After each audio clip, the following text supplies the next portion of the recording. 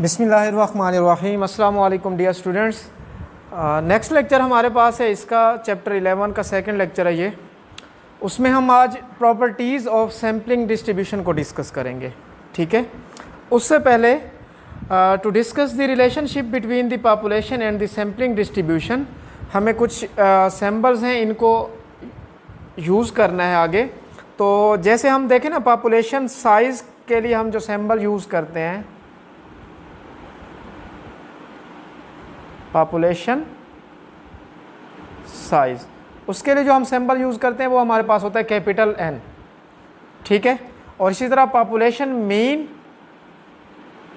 की अगर मैं बात करूं, उसके लिए जो हम सिंबल यूज़ करते हैं वो हमारे पास होता है म्यू, ठीक है। एंड पॉपुलेशन वेरिएंस, उसका जो हम सिंबल यूज़ करते हैं वो हमारे पास होता है सिग्मा स्क्वायर, ठीक है। और इसी तरह पॉपुलेशन स्टैंडर्ड डेविएशन, उसके लिए जो हम नोटेशन यूज़ करते हैं वो होती है सिग्मा, ठीक है। और सिमिलरली सैंपल साइज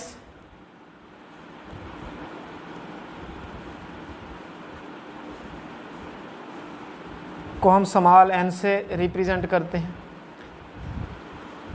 नेक्स्ट, अगर वो हम बात करें mean of the distribution,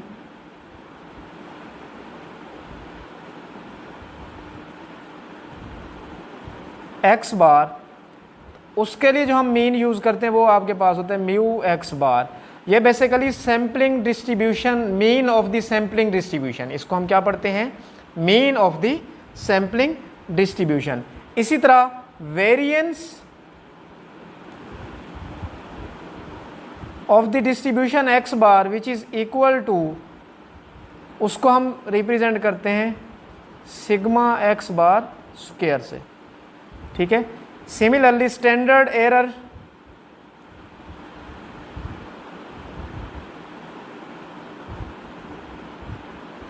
of x bar which is equal to sigma x bar, ठीक है।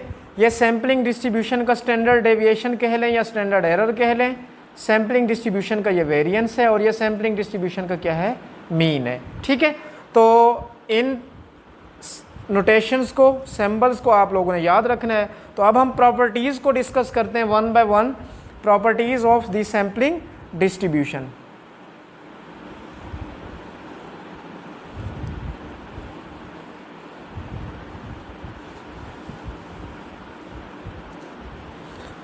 तो इसकी जो फर्स्ट प्रॉपर्टी है,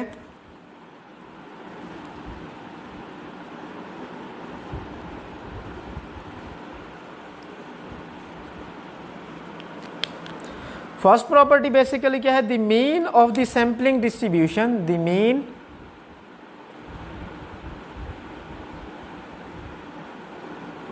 of the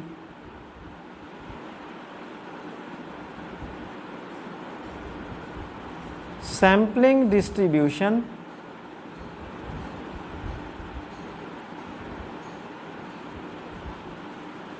x bar denoted bye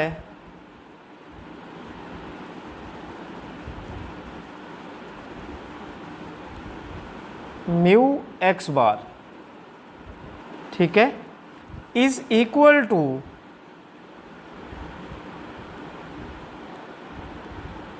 the mean of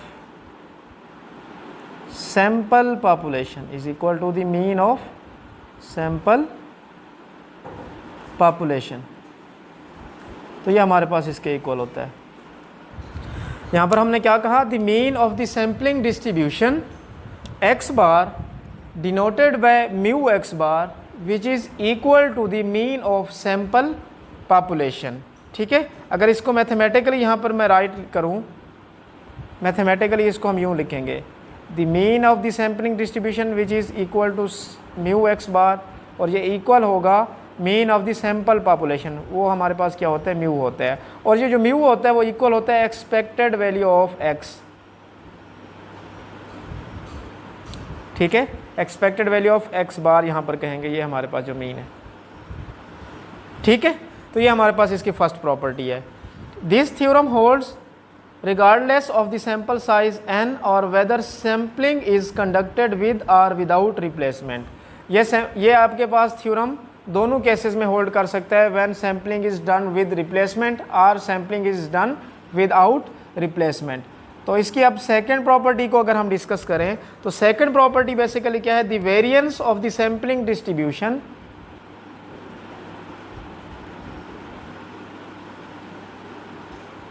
the variance of the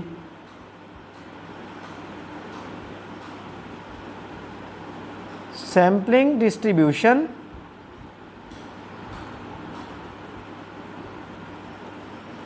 of x bar is equal to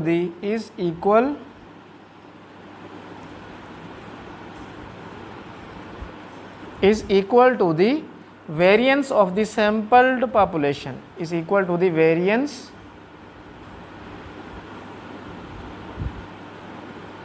of the sampled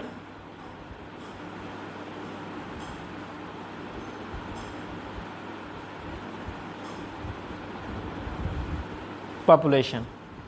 ठीक है, divided by the sample size, divided by the sample size। तो इसको हम अगर mathematically लिखें तो mathematically the variance of the sampling distribution which is denoted by sigma x bar square which is equal to, अब यहाँ पर देखें उसने कहा कि ये इक्वल होगा the variance of the sampled population, वो आपके पास होता है sigma square divided by the sample size over n। ठीक है, तो इसको हम क्या कहते हैं, वेरिएंस ऑफ x बार के इक्वल रखते हैं। ठीक है, वेरिएंस ऑफ x बार इसके इक्वल होता है। तो ये हमारे पास सेकंड प्रॉपर्टी हो गई। ठीक है, where x bar is the mean of a random sample of size n। यहाँ पे जो x बार है ये बेसिकली क्या है, mean of the random sample of size n। और इसी तरह आपके पास ये जो रैंडम सैंपल साइज n है वो आपके पास कोई भी इनफाइनाइट पॉपुलेशन है। ठीक है, और सैम्पलिंग इज़ विद रिप्लेसमेंट, और ये जो आपने फार्मूला लिखा हुआ है इसके केस में सैम्पलिंग क्या है, sampling is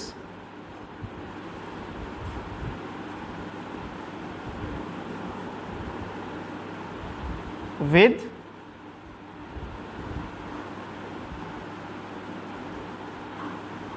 when sampling is done with replacement, तो आपने variance of the sampling distribution of x bar का ये फार्मूला यूज़ करना है, जो ये हमने यहाँ पर लिखा हुआ है। ठीक है,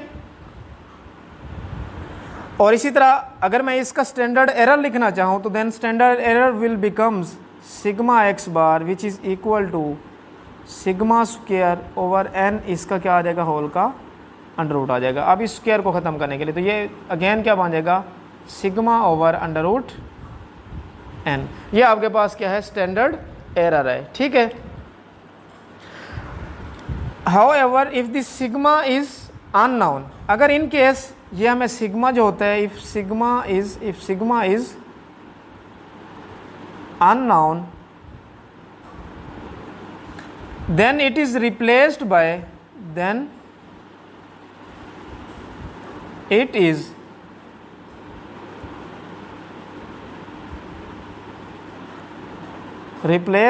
s।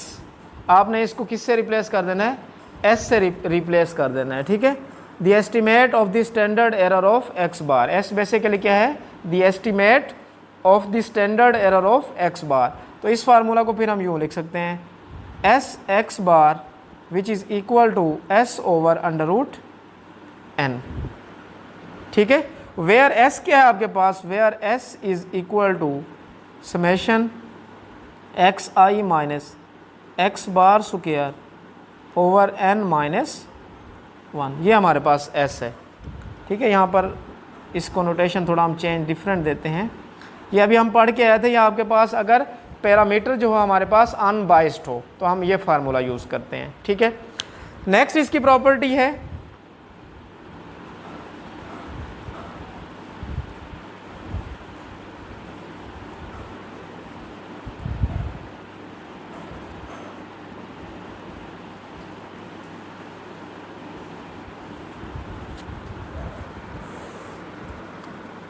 The variance of the sampling distribution of x bar. अभी तक जो हमने वेरिएंस को डिस्कस किया था वो विद रिप्लेसमेंट में था, ठीक है।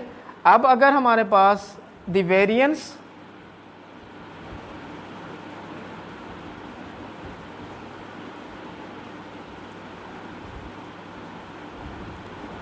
of the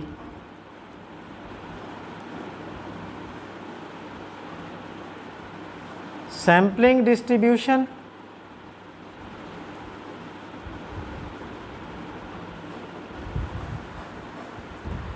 of x bar is, ठीक है, वो आपके पास क्या है, वो हम यहाँ पर लिख देते हैं sigma x bar square which is equal to variance of x bar. This will become equal to sigma square over n into capital N minus small n over capital N minus 1। तो यह आपके पास variance का जो formula है, ठीक है। तो where x bar is the mean of, यहाँ पर मैं नोटेशंस को भी लिख देता हूँ, where x bar is the mean of a random sample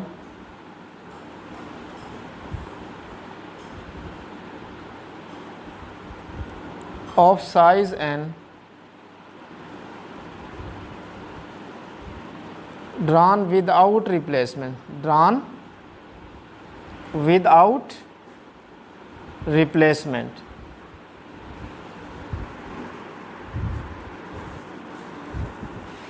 without replacement, ठीक है, from a finite population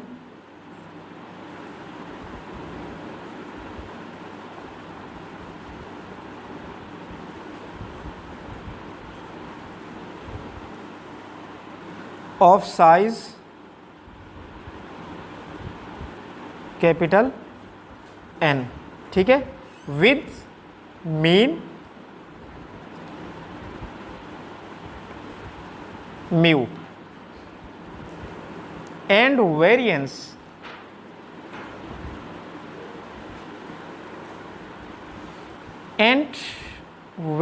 is sigma square. अब यहाँ पे एक मैंने फैक्टर यूज़ किया है, कौन सा factor, n capital N minus n over capital N minus 1। इसको हम बेसिकली क्या कहते हैं, ये हमारे पास करेक्शन फैक्टर इसको आप कह लें, ठीक है, या इसको आप finite population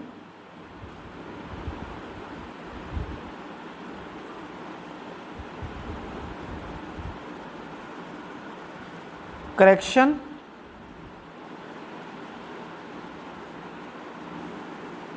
for variance.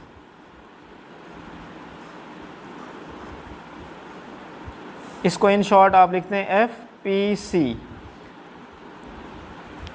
Finite population correction for variance, ठीक है। तो ये हमारे पास इसकी प्रॉपर्टी थी, जब आप वेरिएंस, जब आपको डेटा गिवन हो, जब वो आपको कहे कि sampling is done without replacement, तो आप लोगों ने क्या करना होगा, वेरिएंस का ये फार्मूला यूज़ करना होगा। अगर यहाँ पर मैं स्टैंडर्ड एरर की बात करूँ तो आप सिंपली इसको यूँ लिख सकते हैं, sigma x bar which is equal to sigma over under root n into capital N minus n over capital N minus 1, और इसका भी आप क्या ले लें, अंडर रूट ले लें। तो ये आपके पास क्या है, standard error of x bar, ठीक है, या इन अदर सेंस हम इसको क्या कहेंगे, standard error of the sampling distribution, ठीक है। अब यहाँ पर भी सेम वही केस है, अगर हमें सिग्मा अननोन हो, when if sigma is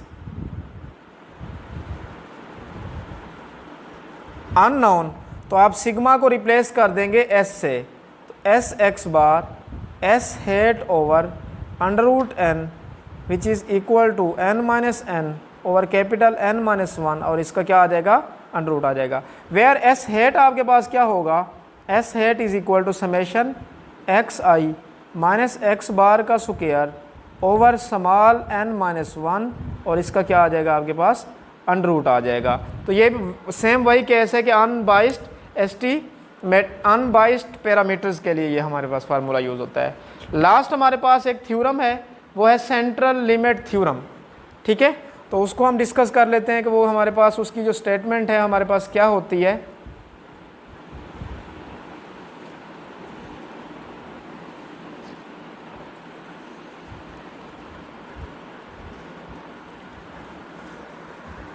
central limit theorem basically हम एक जी डिस्ट्रीब्यूशन या जी टेस्ट यूज़ करते हैं। वो हमारे पास जो फार्मूला होता है जी is equal to x bar minus mu x bar over sigma x bar which is equal to x bar minus mu over sigma over under root N. ठीक है, तो अब ये हमारे पास एक थ्योरम है। ये इसके केस में मैं इसकी थोड़ा स्टेटमेंट अगर पढ़ दूँ, ये बेसिकली क्या है, अगर आपके पास एक्स बार है mean of the sample of size n drawn from a normal population with mean mu and variance sigma square, जो कि आपको नाउन होता है। ठीक है, तो sampling distribution of x bar is a normal distribution with mean mu and variance sigma square over under root sigma square over n आप कह लें। ठीक है, तो अब सेंट्रल लिमिट थ्योरम की यहाँ पर मैं अगर स्टेटमेंट मेंशन करूँ, central limit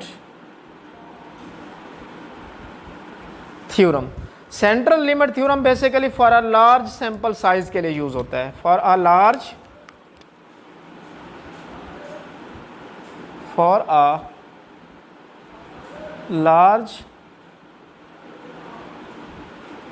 sample size,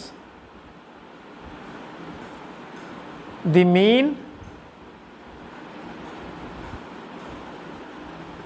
x bar of a random sample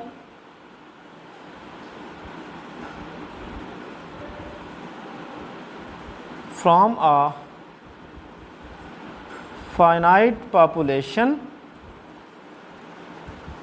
with mean mu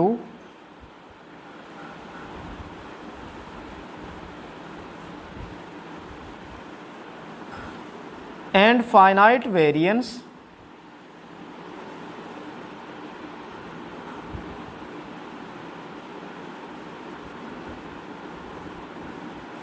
sigma square over n।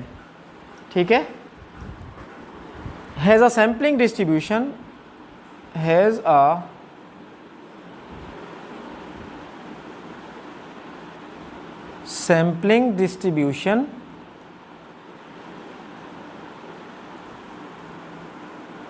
that is approximately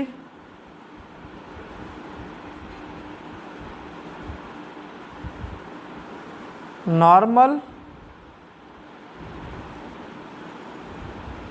with mean mu and variance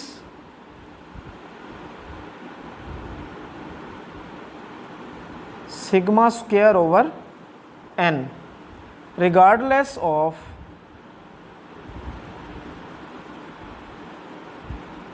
probability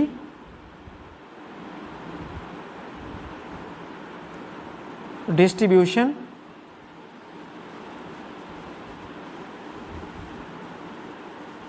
of the sampled population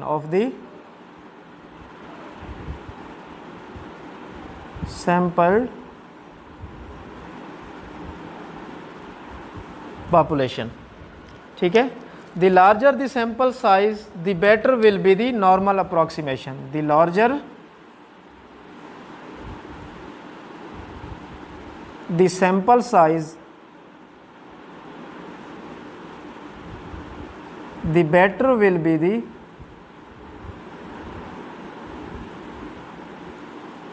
normal approximation, जितना ज़्यादा size होगा और उसकी approximation उतनी ज़्यादा better होगी, ठीक है, to the sampling distribution of x bar. ठीक है, तो इसके केस में जो आपके पास इसका जो स्टैंडर्ड सैम्पलिंग एरर्स का जो फार्मूला बनेगा वो यहाँ पर मैं मेंशन कर दूँ, z is equal to x bar minus mu over sigma over under root n। तो यहाँ पर बेसिकली हमने सेंट्रल लिमिट थ्योरम कब यूज़ करना है, जब भी आप लार्ज सैंपल साइज़ की बात करें, ठीक है, तो उसमें आपने क्या करना होगा, सेंट्रल लिमिट थ्योरम यूज़ करना होगा। इसमें बेसिकली जो सैंपल मीन होता है आपके पास, फाइनाइट पॉपुलेशन होता है, वो आपके पास टोटली नॉर्मल अप्रॉक्सीमेटली नॉर्मल हो जाता है, जिसका मीन म्यू होता है, variance sigma square over under root n होता है।